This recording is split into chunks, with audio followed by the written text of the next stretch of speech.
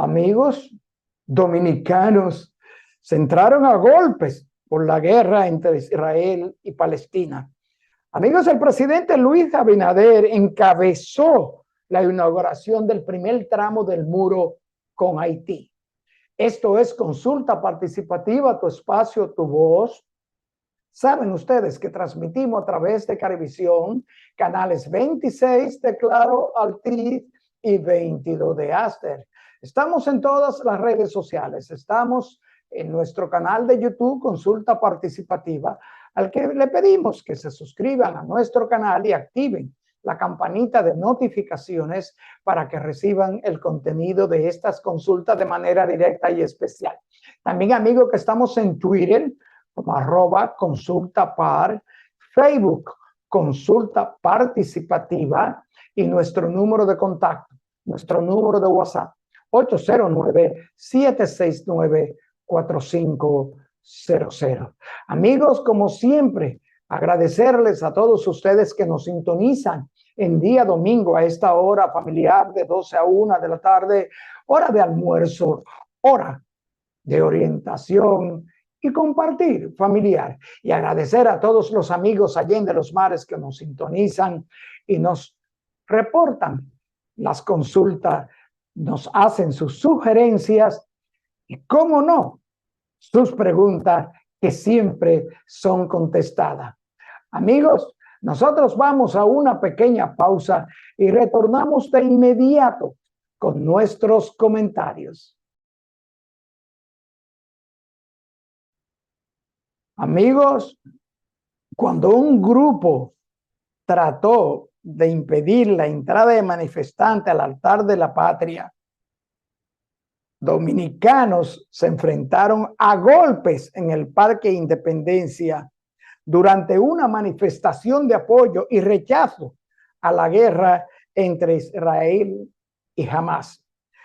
Esta guerra que hasta el momento ha dejado miles de muertos, con más de 370,000 del lado palestino. Los grupos entraron a golpes en los alrededores de la Puerta del Conde para impedir que simpatizantes palestinos entraran al altar de la patria, según ellos, a mancillar a los padres de la patria. Uno de los participantes que apoya a Israel dijo que la República Dominicana no estaba en guerra con el Medio Oriente, y algunos de los manifestantes portaban banderas de la República Dominicana y la de Palestina. Con estas banderas, los palos de esta bandera se agredieron y se dieron golpes y hubieron personas con cortaduras y laceraciones. Estos llevaban pancarta en la cual se acusaba de genocida a Israel. Amigos, condenamos la guerra entre Israel y Palestina, específicamente Hamás. Hamás inició la guerra a Israel. Creemos que en su legítimo derecho se ha defendido. Pero lo que no entendemos es por qué dominicanos, no importa el origen que tengamos, tenemos que llevar hasta el altar de la patria de nuestro país disputas y protestas sobre concepto acerca de una guerra que ciertamente no es con nuestro país.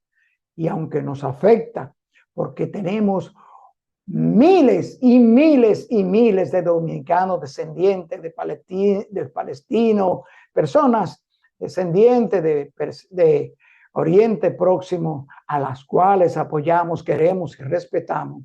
No creo que esta protesta de conceptos y percepciones y pensamientos sobre la guerra deba ser llevado a nuestro altar de la patria. Amigos, y el presidente Luis Abinader encabezó el jueves la inauguración del primer tramo de la verja perimetral que levanta el gobierno en la frontera con Haití. El mandatario explicó que el propósito del muro es controlar el tráfico de inmigrantes, drogas y armas, y agregó que este es el primer tramo, el cual abarca 2.7 kilómetros. Cuenta con 4 torres de vigilancia de 30 pies de altura. La primera fase del muro fronterizo tendrá un alcance de 54 kilómetros y la segunda 110. El presidente afirmó que la verja beneficiará a ambos países porque permitirá el control de una forma mucho más eficiente del comercio bilateral, regular los flujos migratorios para combatir así las mafias que trafican con personas, pensemos en las embarazadas, y hacer frente al narcotráfico y a la venta ilegal de armas y proteger a los ganaderos y los productores agrícolas del país de robo a sus crianzas y sembradíos.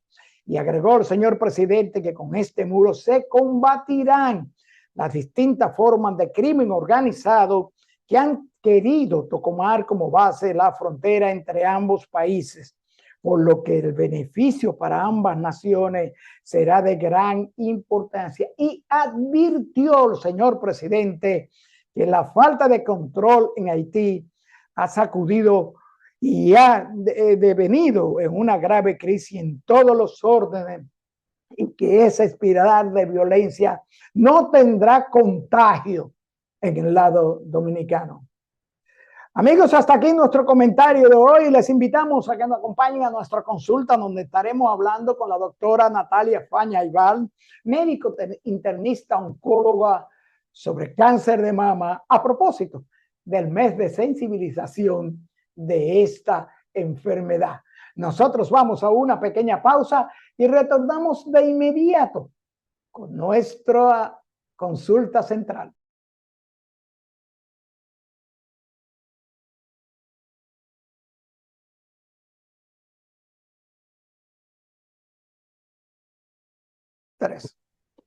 Bien, amigos televidentes, nos acompaña hoy en esta consulta a propósito del mes de sensibilización sobre el cáncer de mama, una colaboradora de consulta participativa, coproductora, dice la productora general del programa, la doctora Natalia Faña Aybar, médico internista oncóloga, a quien le damos la bienvenida a su casa, doctora.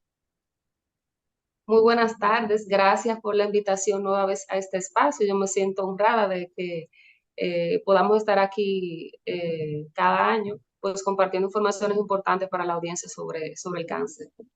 Así es, doctora, y viniendo de usted, que es una oncóloga que está primero al último guay, como decimos aquí, y que tiene una dedicación por vocación profunda con el asunto de cáncer, principalmente en mujeres.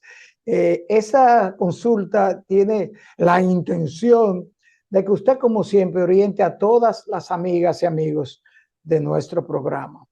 Pero vamos a entrar en materia, doctora. Cáncer más frecuente en las mujeres dominicanas, ¿cuáles son? El más frecuente, tanto en República Dominicana como a nivel mundial, es el cáncer de mama en nuestro país y a nivel mundial. Y en segundo lugar, en nuestro país tenemos en las mujeres específicamente el cáncer de cuello uterino, pero el de mama sigue siendo el principal. Mama y cuello uterino. Cuello uterino. Doctora, en el cáncer de cuello uterino hemos visto muchas opiniones. Los estudios médicos, pues día a día tienen, pero hay una que me llamó la atención de un grupo de profesionales, de oncólogos, que aseveraron en una exposición que el cáncer de mama no se hereda. Explíqueme eso, doctora. Fíjese, no es específicamente que se herede, pero sí hay un porcentaje que va de un 5 a un 10% del total de los casos de cáncer de mama que se relaciona con historia familiar de cáncer de mama y que en esa familia exista una alteración genética que entonces predisponga a que varios miembros de la familia puedan desarrollar cáncer de mama, es decir, que aumenta su riesgo. O sea, una mutación específicamente de dos genes que se llaman BRCA1 y BRCA2 y pone a los pacientes o a las mujeres o a la persona que lo tenga en tener un riesgo más elevado de desarrollar cáncer de mama y de que aparezcan, como les digo, muchos o varios casos en una misma familia. Pero es importante destacar que esta alteración genética, aunque es más frecuente en cáncer de mama, pero también predispone o se relaciona con el desarrollo de cáncer de ovario en las mujeres también, y también en cáncer de páncreas puede estar presente esta alteración genética. O sea, que sí se puede, lo que se hereda fundamentalmente es una predisposición a cualquier Correcto. tipo de cáncer, doctora. No a cualquier tipo, específicamente a esos, pero sí la alteración genética predispone a las personas en la familia a tener cualquiera de esos tres tipos de cáncer. Bien, entonces ahí cabe decir que ese es uno de los factores de riesgo del cáncer de mama. Y los otros riesgos, ¿cuáles son los factores principales de riesgo en el cáncer de mama? Bueno, los principales son los factores biológicos, factores que no se pueden modificar. El primero de ellos, evidentemente, es ser mujer. ¿Por qué? Porque aquellas pacientes que tienen una exposición prolongada durante su vida a los estrógenos tienen más riesgo. ¿Cuáles son estas mujeres? Las que tienen una menopausia tardía, es decir, que la tienen a partir de los 50 años, y aquellas que tienen una menarquia temprana, es decir, que las niñas que ven su primera menstruación antes de los 12 años tienen mayor riesgo. También las mujeres que son nulíparas, es decir, que nunca, nuligestas, que nunca han quedado embarazadas, aquellas mujeres también que tienen su primer hijo después de los 30 años aumentan su riesgo. También se ha relacionado con el uso, la utilización de terapias de reemplazo hormonal durante la menopausia por 5 años, eso aumenta el riesgo de las pacientes. El uso también de anticonceptivos orales durante tiempo prolongado, todos esos factores aumentan el riesgo. Y son factores biológicos que no se pueden modificar, muchos de ellos. Entonces, doctora, también con respecto a la pregunta primaria, hay quienes también antes se aseveraba o se informaba de que la mujer debía comenzar a hacerse sus chequeos mamográficos, pues esto de 35 a 40 años. ¿Cuán real es el hecho de que la mujer joven, la mujer después de su primera menstruación, de su desarrollo, como decimos, tiene riesgo de cáncer? No es cierto que es de 35 o 40 años en adelante, sino que puede una mujer de 20 años padecer cáncer de mama. Claro que sí. El riesgo es mayor en las mujeres que tienen más edad, es decir, la población de mayor riesgo son las mujeres entre los 45 y los 65 años de edad, pero eso no quiere decir que más menores de esa edad o mayores no puedan tener casos. De hecho, hay muchos casos de cáncer de mama en pacientes jóvenes, o sea, que no las exime de tenerlo, pero la población de mayor riesgo es entre los 45 y los 65 años. Por Es eso es que cierto que, que es decía cierto que, dígame, doctor. que las recomendaciones para tamizaje o detección temprana con estudios, pues son a partir de los 40 años, o sea, por ese motivo y también por otras causas. Pero vuelvo y le digo, no descarta que en pacientes jóvenes tengamos muchos casos de cáncer de mama. ¿Es la edad un determinante, un factor determinante para que el cáncer sea más agresivo, menos agresivo? ¿Es lo mismo un cáncer en una mujer de 25 años que en una mujer de 50? No es igual. Generalmente en las pacientes jóvenes vemos tumores más agresivos. En el cáncer de mama hay varios tipos de cáncer de mama, por decirlo así, con características moleculares diferentes. Entre ellas hay un tipo de cáncer de mama que es el triple negativo, que es el más agresivo dentro de todos los tipos, y generalmente las pacientes jóvenes tienden a presentar este subtipo molecular. O sea, no quiere decir que no presenten otra, pero es más frecuente. ¿Por qué? No, no se sabe a ciencia cierta en realidad por qué, pero sí lo que se ha estudiado del comportamiento es que son más agresivos y que tienden a presentar ese tipo, las mujeres jóvenes. En las mujeres jóvenes. Entonces, Sí, doctora, la mujer joven sí tiene que estar en su chequeo semestral o anal de su mama. Y en esta agresividad en la mujer joven, doctora, el tratamiento también debe ser más agresivo, deben ser los procedimientos con estos cánceres en mujeres jóvenes más agresivos. no, porque el punto con los tratamientos no se relaciona con la edad. O sea, independientemente de la edad, el paciente se trata de acuerdo a la etapa clínica que tiene el tumor, el cáncer, y al tipo molecular. Por eso pueden haber, usted puede escuchar pacientes que, bueno, a mí me dan una pastilla para el cáncer de mama, a mí no me dieron quimioterapia, por ejemplo, porque tienen características diferentes. Hay algunos que tienen receptores hormonales en el tumor y que permite que haya un abanico más amplio de opciones de tratamiento, entre ellos terapia endocrina, aunado también a la quimioterapia, la terapia dirigida cuando hay algunas alteraciones específicas, es decir, que el tratamiento va a variar, no se relaciona con la edad, sino con el subtipo molecular o el subtipo de cáncer de mama que tenga la paciente. Doctora, siguiendo en ese mismo tenor, son las manifestaciones, las alertas de presencia de un posible tumor canceroso en la mama en mujeres jóvenes que en mujeres más adultas, más mayores. Sí, ¿Cuáles son, y porque cuáles son estas manifestaciones? generalmente las pacientes, como siempre se hacen las campañas, se recomienda a los pacientes que se realicen su autoexamen mensual luego de su periodo menstrual, pues muchas pacientes se palpan y se detectan un nodulito. Entonces ahí sí acuden al médico, ya les realizan los estudios de imágenes correspondientes, que es la sonografía en una mujer joven, y se puede identificar si hay una lesión.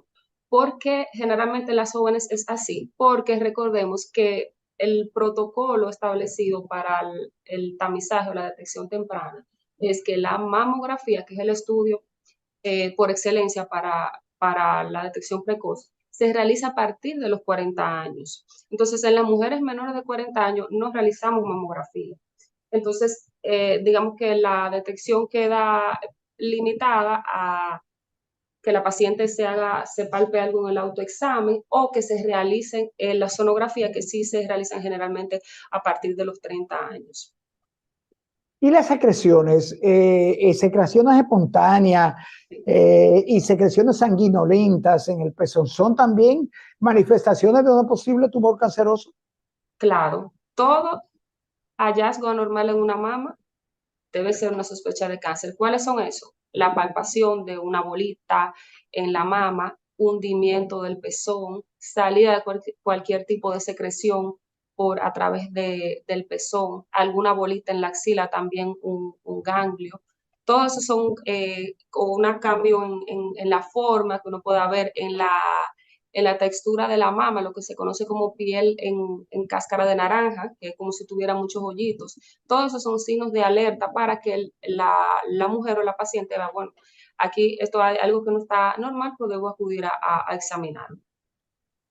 Doctora, cáncer de mama, mujer tratada con sus procedimientos, 10 años, retorno del cáncer de mama. ¿Cómo es que decimos hoy día, se dice hoy día que el cáncer de mama se cura y hay un alto índice de retorno del cáncer luego de 10 años? Sí, mire, fíjese, eh, de acuerdo a la etapa clínica, pues vamos a tener el pronóstico de las pacientes. Las etapas tempranas, dígase la etapa van del 1 al 4. Entonces, las etapas tempranas, etapa 1 y etapa 2, son etapas que deben ser, en cerca del 90% de los casos, curables. pues estamos hablando de una enfermedad temprana, diagnosticada a tiempo, que se debe curar. Ya las etapas más avanzadas sí se pueden curar, pero digamos que una enfermedad localmente avanzada, que el tratamiento es más complejo. Cuando se habla de que un paciente está curado, no es cuando finalice el tratamiento. Usted puede haber finalizado su tratamiento, el que le corresponda, pero usted pasa inmediatamente a un seguimiento. Entonces, cuando el paciente cumple 5 años de habérsele diagnosticado la enfermedad y a los 5 años está libre de enfermedad y ha finalizado todos sus tratamientos, pues hablamos que el paciente ha superado el cáncer. Ahora, y porque ese es el periodo como clave donde la enfermedad puede recurrir, es decir, puede volver a aparecer una lesión, ya sea en el mismo lugar o enfermedad a distancia, puede aparecer en otro lugar. Luego de esos 5 años, el riesgo de que la enfermedad recurra disminuye radicalmente, aunque no quiere decir que no pueda aparecer, porque desafortunadamente todavía con el cáncer hay muchas zonas oscuras donde se han visto pacientes que después de, como te dice, hay 10 años o más, la enfermedad puede aparecer de nuevo. Ahora bien, cuando aparece una lesión luego de tanto tiempo, pues esa lesión no podemos asumir que es una recurrencia de ese cáncer de mama que la paciente tuvo. Dependiendo de la lesión, pues evidentemente eso se debe biopsiar para ver si es un segundo primario y es otro tumor, que también se puede hacer. O sea, doctora, esto es importantísimo para las amigas de consulta. El cáncer en etapa 1 o 2 y 2 es un cáncer curable. Curable. Y si a los 5 años no ha habido presencia de células cancerosas en los estudios, podremos decir que la mujer venció el cáncer. Así es. Por eso, esa es la importancia de cuando hablamos de cáncer de mama, que si octubre rosa, que las campañas, siempre esto es lo que queremos recalcar, detección temprana, porque el cáncer detectado en una etapa temprana se puede curar, se va a curar en un 90% de los casos. Entonces, esa es la importancia, que las pacientes no nos lleguen con una enfermedad ya avanzada, que el panorama se torna un poquito más complejo. Entonces, el objetivo es ese, que se detecte temprano para que se puedan curar esas pacientes. Doctora, en la etapa 1, etapa 2, los tratamientos, ¿se aplican los mismos tratamientos? ¿Se hace mastectomía en etapa 1 o se localiza el área del tumor, se extrae el tumor? ¿Cuáles son estos procedimientos que pueden coayudar y dar cierta tranquilidad a la mujer para evitar un retorno del cáncer de mama? ¿Cuáles son estos tratamientos, en su experiencia, los más efectivos? Sí, la cirugía siempre es el tratamiento ideal. Lo que pasa es que no se puede realizar en todos los casos. Si hablamos de una enfermedad avanzada, etapa 4, con enfermedad a distancia, pues ya se descarta la cirugía. Pero en la enfermedad temprana, el tratamiento va a enfocarse o a depender de 3 cosas. La cirugía, la etapa temprana se trata con cirugía. Entonces, ¿cómo va a ser esa cirugía? Va a depender, pues, del tamaño del tumor y de la distribución o la localización en la mama. Los tumores en la mama pueden estar localizados en un solo cuadrante, la mama la dividimos en 4, o pueden estar que ocupen varios de estos cuadrantes. Entonces, eso va digamos que a dirigir el tipo de cirugía que se va a hacer. Porque si es una enfermedad localizada a un solo cuadrante, una etapa clínica temprana, pues se puede hacer una cirugía conservadora donde solamente se quite el cuadrante o se quite la zona donde se quite el tumor y no hay que hacer una cirugía radical quitando toda la mama. Ahora, ya si es una enfermedad, una etapa clínica más avanzada, donde el tumor es más grande, donde hay afectación de los ganglios de la axila, que eso va incluido en la etapa clínica, esas determinaciones, donde posiblemente es una etapa que la paciente por esa misma razón tuvo que recibir tratamiento no adyuvante primero, o sea, que no pudo ir a cirugía de inicio, sino que tuvo que recibir quimioterapia antes de su cirugía, pues eso digamos que individualiza cada caso, va a depender de la etapa clínica, del tamaño del tumor y las características. Pero la Doctora, cirugía siempre es el tratamiento al que aspiramos que puedan recibir todas las pacientes. doctora, la mastectomía, la amputación del seno como medida preventiva, ¿es procedente al detectar un cáncer de mama en la mujer? tiene sus indicaciones. La mastectomía profiláctica, que es como se le llama, está indicada en aquellas pacientes en quienes o que tienen historia familiar, porque ya se ha determinado que tienen las mutaciones que mencionamos al principio, mutaciones BRCA1 y BRCA2, que la ponen en un riesgo altísimo de cerca de un 90% de desarrollar un cáncer de mama. Entonces, en estos casos sí está indicado realizar una mastectomía profiláctica para disminuir el riesgo de la paciente de desarrollar la enfermedad. O sea que la mastectomía profiláctica también viene a ser un coadyuvante para evitar el retorno del cáncer de mama. En esos pacientes. Porque una paciente haya tenido cáncer de mama y se trató en la mama derecha, por ejemplo, no quiere, su mama izquierda está sana y no se realiza una cirugía profiláctica en esos casos como medida preventiva, porque el cáncer fue de la mama derecha. Ahora bien, en ese paciente que sí tienen esa alteración genética, que sabemos que tienen, que va a presentarlo en algún momento el cáncer de mama, porque el porcentaje lo dice así, pues entonces en esta sí se realiza la mastectomía profiláctica, pero no porque una paciente diga, ay, yo tengo un cáncer de mama, yo tuve un cáncer de mama, yo me quiero quitar la otra mama, o quiero que me la quiten las dos cuando me hagan la cirugía. Tiene sus indicaciones y son esas, el paciente que tiene la mutación. Doctora, vamos a una pequeña pausa.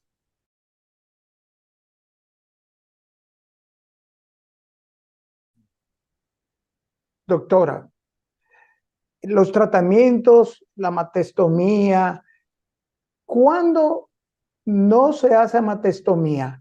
Porque tenemos entendido que hay en estudios de los tumores de cáncer de mama tipo 1, tipo 2, hay lo que se llama el oncotype que determina si el tumor es positivo a estrógeno. ¿Cómo es eso?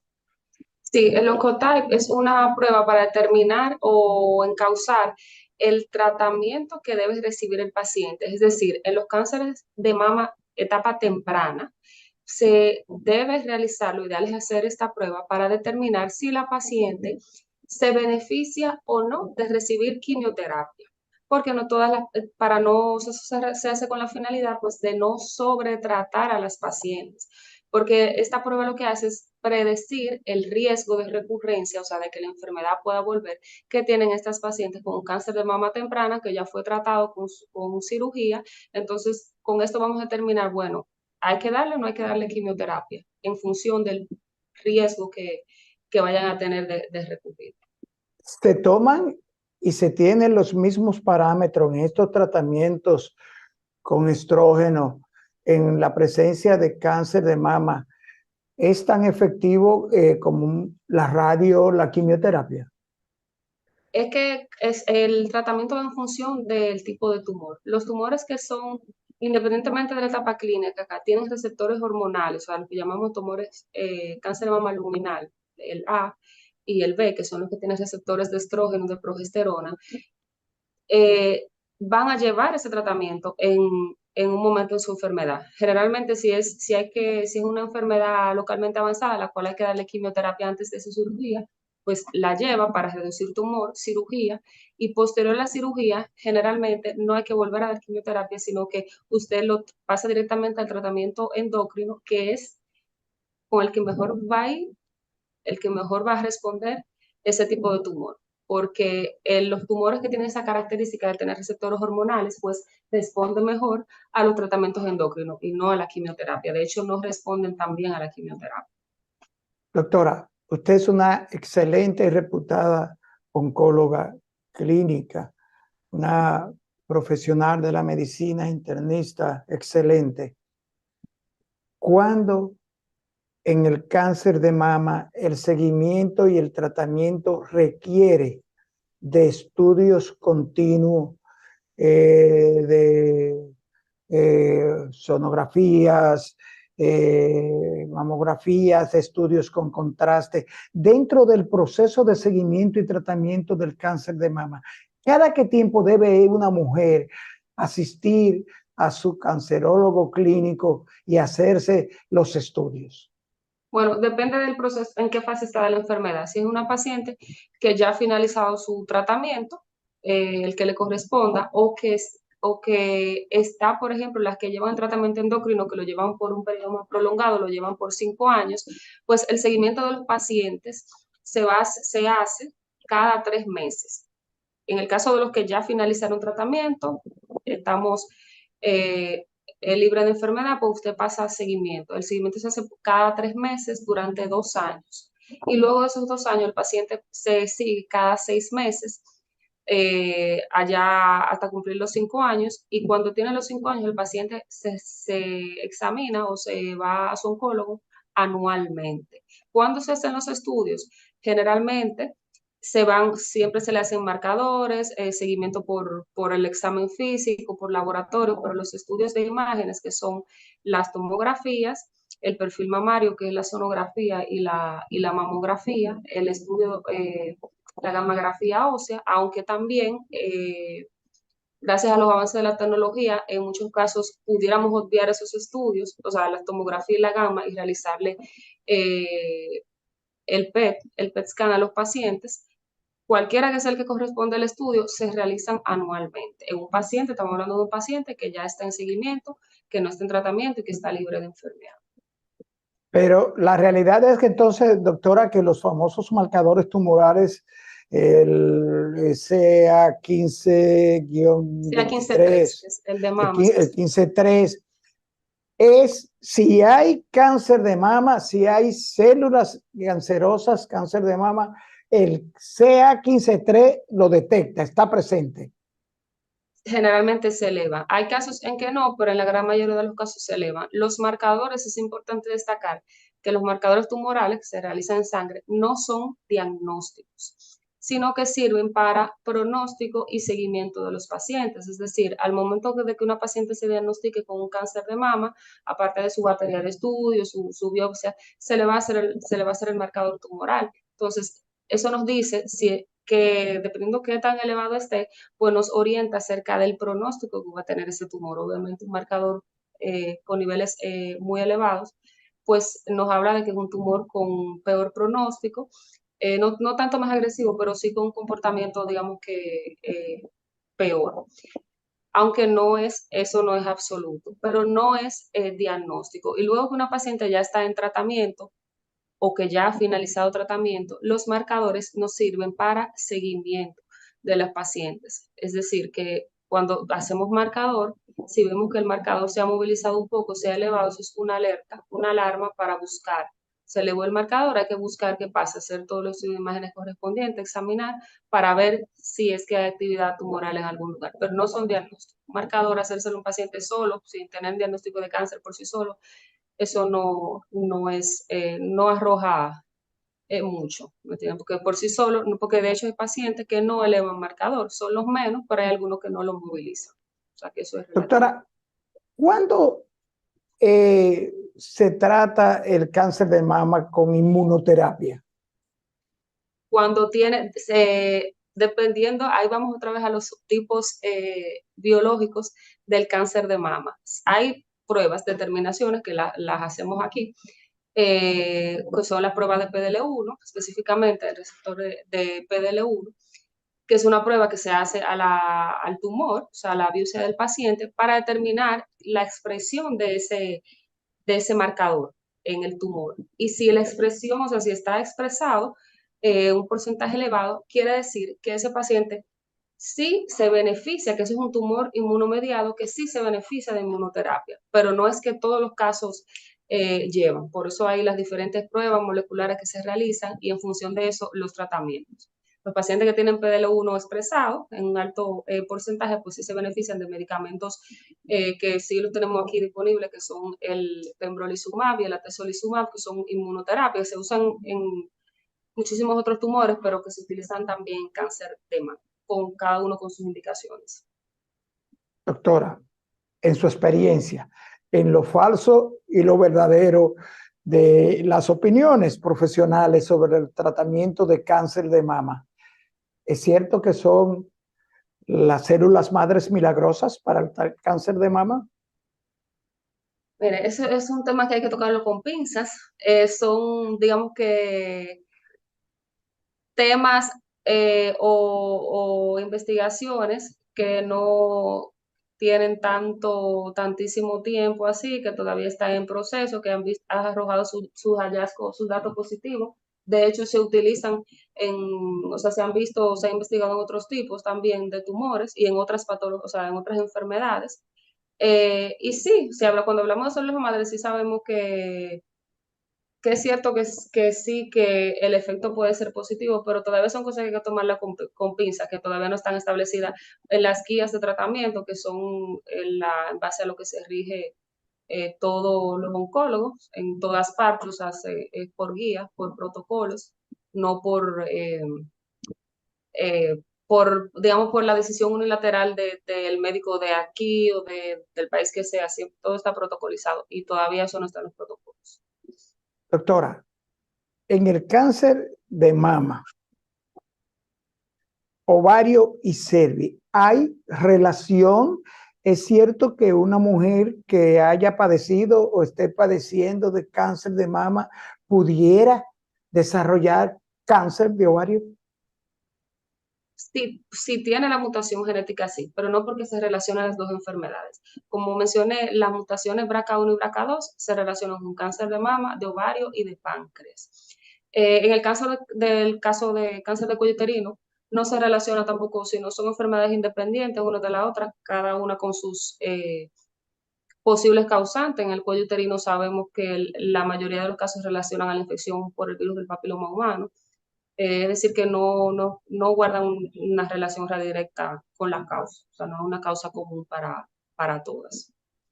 Doctora, el Ujú. tamaño del seno. ¿Es cierto que a mayor tamaño de la mama aumenta el riesgo de padecer cáncer de mama? No. Lo que pasa con una mama voluminosa es que tener un gran tamaño, pues puede ser más difícil identificar una lesión y una lesión que sea pequeña. Cuando la paciente, por ejemplo, se palpa la lesión, es porque ya tiene un tamaño, digamos que importante, o también en los estudios, las mamas grandes es más difícil, pues, buscar por imagen cualquier lesión, pero no es que una mama más grande tiene más riesgo, o sea, no va en función del tamaño, es por la dificultad por el tamaño de que la lesión posiblemente se va a palpar más tarde. Porque, por ejemplo, una mama pequeña, eso sucede con los hombres. El cáncer de mama en un hombre se palpa de una vez porque el hombre tiene unas mamas pequeñas, entonces obviamente la lesión se va a palpar de manera más rápida y más fácil. Doctora, la pregunta viene porque tenemos una amiga de consulta participativa Sí. que nos escribió desde Estados Unidos y nos dijo que ella se colocó una prótesis para aumentar el tamaño de la mama Uh-huh. y que luego de esto, al año, le fue detectado un tumor canceroso en la mama. Mire, fíjese, es un tema así muy controversial que siempre genera inquietud el tema de los implantes. Se ha hablado de muchas cosas, pero todavía per se no hay ningún estudio que diga si los implantes mamarios aumentan el riesgo de cáncer de mama. O sea, no se relaciona con el tema del implante. Sí se relaciona con el tema de que a la paciente tener un implante, no, por ejemplo, una paciente con un implante mamario no se puede realizar o sea, no se le hace una mamografía. Una paciente que tenga un implante, el estudio que se le debe hacer es una resonancia magnética de la mama, que es el estudio donde se va a poder visualizar adecuadamente. Entonces, digamos que no se relaciona directamente con el implante, sino con que a lo mejor no se hace el estudio correspondiente. El implante es un cuerpo extraño que está ahí y que puede servir como hacer las veces o convertir esa mama, digamos, con una mama densa, no que la convierta en mama densa, sino que haría el equivalente. Una mama densa es aquella que tiene mucho tejido glandular y adiposo y es como si tuviera una pared que no permite que, por ejemplo, la mamografía vea bien lo que hay detrás de ahí y se puedan escapar u ocultar lesiones. Entonces, cuando hay un implante pasa lo mismo. Ese cuerpo extraño hace las veces de un efecto de pared ahí que no permite que los estudios de imágenes vean adecuadamente. Por eso es que en implantadas el estudio que se debe hacer es resonancia magnética, no sonografía ni mamografía. Pero no, vuelvo y le digo, no es que el implante per se aumente el riesgo. Doctora, tenemos de una amiga televidente. Me diagnosticaron cáncer en la mama derecha tipo 2, a pesar de que nunca había sentido ni dolor, ni presión, ningún tipo de señal de que estuviera padeciendo este cáncer. ¿Cuán descriptivo es el dolor o la ausencia del dolor para una persona padecer cáncer de mama? No, no es un dato fidedigno para que indique presencia o ausencia del cáncer de mama. Generalmente, cuando una paciente ya tiene una lesión de un tamaño importante, generalmente lesiones mayor de 2 centímetros, 3 centímetros, pues sí la paciente puede manifestar o puede presentar dolor en el área de la articulación, pero no es un signo característico. O sea, ausencia de dolor, a veces se piensa que si hay una neuropatía, o sea, algo que no tiene dolor, porque o sea, que el cáncer no duele, perdón, yo creo que a veces es un mito que hay por ahí, pero no se relaciona. Puede doler o no doler y estar la lesión, no tiene que ver. Ahora bien, las lesiones más grandes, obviamente, si la paciente tiene más sintomatología, puede tener dolor. Doctora, manipulación, daños y usos sexuales de la mama pueden provocar daños, tumores que puedan devenir en cáncer de mama. No, no se relaciona. O sea, no hay riesgo de la manipulación de la mama, No, por golpes ninguna en la manipulación, mama. ningún golpe, ningún tipo de efecto así va a producir o va a aumentar su riesgo de tener cáncer de mama. No hay ese historial, no hay eso no se ha comprobado. Doctora, brevemente porque se nos ponen bravita. Cáncer de cuello uterino. Dígame, doctora, dígale a las mujeres de consulta participativa, ¿qué hacer para prevenir el cáncer de cuello uterino? Exactamente. Si hay un cáncer que se puede prevenir, porque el cáncer de mama lo detectamos a tiempo, pero no, lamentablemente no lo podemos prevenir. Pero si hay un cáncer que se puede prevenir, es el cáncer de cuello uterino, con algo muy sencillo, simplemente con que toda paciente que ya ha iniciado su vida sexual activa se realice su papá Nicolau. Todos los años usted puede prevenir un cáncer de cuello uterino. ¿Por qué? Porque ahí vamos a identificar lesiones premalignas que su ginecólogo la va a tratar y va a evitar que eso progrese a un cáncer de cuello uterino. El cáncer de cuello uterino es una enfermedad lenta. Cuando la paciente desarrolla el cáncer es porque ya tiene incluso años, o sea, el tiempo estipulado son años en que, si es por el virus del papiloma humano, en que eso viene, digamos que trabajando en su organismo, que la lesión va progresando hasta convertirse en un cáncer. Es decir, que el que se hace un Papa Nicolau anual, no debe tener un cáncer de cuello uterino. No O debería. sea que, atención, Y la vacunación es muy importante, porque 90% de los cánceres de cuello uterino los produce el virus del papiloma humano, el VPH. Entonces, la realización del Papa Nicolau para identificar lesiones premalignas y la vacunación. Se ha visto que la vacunación contra el VPH disminuye también el riesgo cerca del 90%. Todas las niñas desde los 9 años en adelante se pueden vacunar y de esa manera las protegemos para que no desarrolle un cáncer de cuello uterino. O sea, que así hay un cáncer que es prevenible, es el de cuello uterino. o sea que las damas de consulta participativa tienen que tener pendiente esto de su papá Nicolau, porque este cáncer, según señala la doctora, sí es prevenible, el cáncer de cuello uterino, y no así el cáncer de mama. Doctora, finalmente un mensaje a las amigas de consulta participativa de aquí y de allá en este mes de sensibilización del cáncer de mama.